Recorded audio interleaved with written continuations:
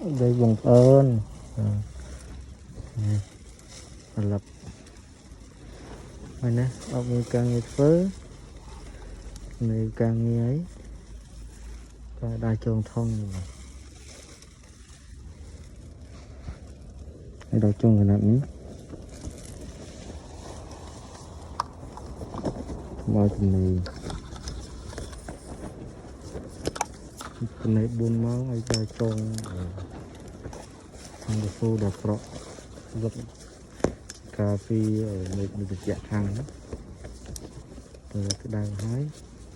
sang cái su lòng với là đa tròn màu con trai tuần lễ đa tròn đa tròn đó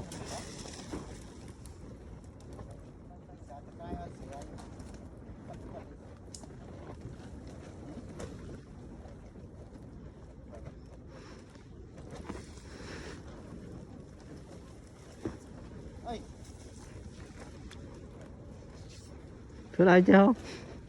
thứ đây anh chị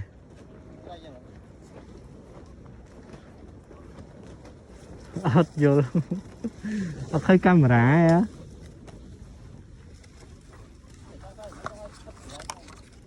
chơi kìa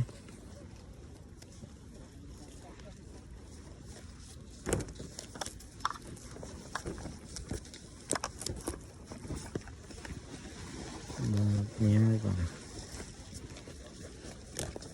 tì luôn con ra để cọt trong áo mà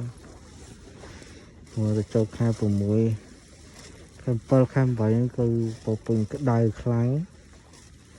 lời ní nơi đai là mồm thế